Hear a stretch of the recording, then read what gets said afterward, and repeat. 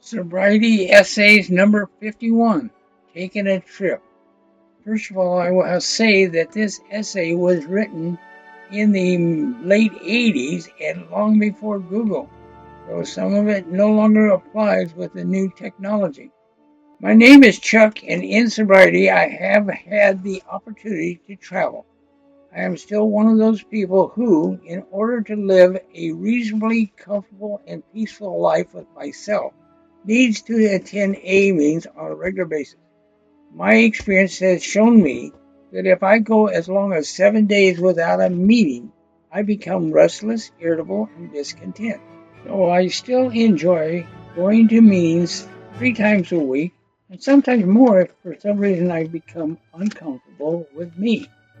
It has been fun to go to meetings all over the world, yet most of my travels are still in western United States, Canada, and Alaska. I have been retired now for 7 years, and the wife and I RV 3 months out of the year. So what I wanted to pass on were some tips on attitudes in finding a meeting. First of all, I was taught or learned, whatever, that when I leave California, take AA with me, but leave Southern California AA in Southern California. One time I went to an Alano club in Albuquerque, New Mexico, and there was a sign on the wall that says, "We don't give an F how you do it in California." So wherever I go, I love to go to meetings as they are. Funny, they're all still using the same big book. Now, if I know I'm going to be at a certain place, I can use the internet to find listed meetings. Yet I don't always know where I'm going to stop. Some national parks, some historical sites, some golf course, who knows? When I get tired of driving, I'll stop. I carry the Western U.S. directory with me that I picked up at a local AA central office. I get a new one every other year. Sometimes it works and sometimes it doesn't. Sometimes I get disconnected telephones or a person doesn't live there anymore, and so I am not dependent on the directory. What I have found that has been very useful, even prior to looking up AA in a phone book, is a tourist information office that has been a good source of meetings. On occasion, even the Chamber of Commerce has worked. Speaking of the phone book, I have seen more than one number of Alcoholics Anonymous that turned out to be 200 miles away and no listing for the district I was in. So I have several other resources. When the town doesn't even have a tourist information office, I have found meetings by going to the local police station. Sometimes works, sometimes it doesn't. I have gone to the local hospitals, called crisis centers, and rehab facilities. I'm not proud. I want a meeting. Now, another problem I have run into is small towns that may only have 1 or 2 meetings a week, and the night I'm staying there is not one of the nights that are a meeting. I still call to find out if there's a meeting and not listed. One time in British Columbia, the meetings were listed as being on Wednesday night and Sunday night, and I was only going to be there on Friday night. I called the phone number anyway. I'd gotten it from a tourist information office. The guy that answered told me that the attendance was so small on the Wednesday night meeting that it had folded, but there was only a Sunday night meeting going on. But he added, once I got set up in my RV park, call him, and he would come down and we would have a meeting. Well, that man, Bill, came over that evening and he and I had a meeting that lasted over 2 hours. I got to listen to a man that had over 39 years of sobriety that got sober in the logging camps of Canada. You don't hear those things in Orange County. I found out that he had gotten someone to come over and take care of his sick wife just so he could come down and have a meeting with me. Now that is love.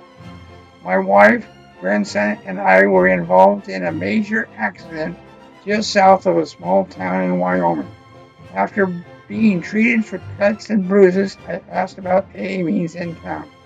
None listed, but the doctor was sure that there was one. I was given a phone number for a crisis center, and after calling and explaining what I was seeking, I was given a phone number for some guy by the name of Dave. I called and he wasn't home, so I left a message. I told him where I was at in a motel in the motel room. And the next morning there was a knock at the door of the motel. There stands Dave, a member of Alcoholics Anonymous, to see what he could do to help us. I get emotional over love and service like that.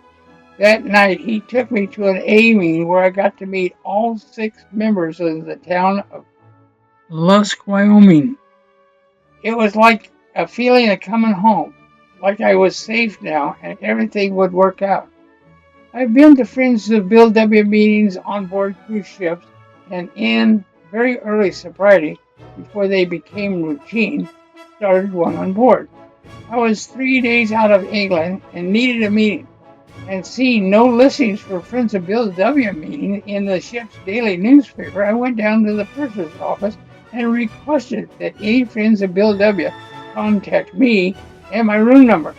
The ship's newspaper changed that to a meeting location on board the ship. I love God's sense of humor. The meeting room turned out to be one of the bars that was closed in the morning. The point is that 2 ladies from Wisconsin showed up, one with 18 years, one with 11 years, and me with 1 year. We had a meeting every day until we reached New York. We did move the meeting to a better location. I have filed away that if I am on an airplane and I desperately need to find an alcoholic to talk to, I can request from the cabin attendant to announce that if there is any Friends of Bill W. on board, please contact one of the attendants. I have never had to use that one yet, but I still keep it on file. Now, one time I was in a place in a small town on the wrong day and could not get a hold of anyone. My 7 days without a meeting was up, so I marched over to the nearest payphone, called a buddy from my home group, talked recovery for 15 minutes, got off the phone, make a second phone call to a second buddy, and talked recovery for 15 minutes, and I got my meeting in. I love to go to meetings wherever I go. I feel welcome, I feel relaxed, I feel at home, I feel loved. As usual, I never know if my writing helps others, but I do know that it helps me when I write.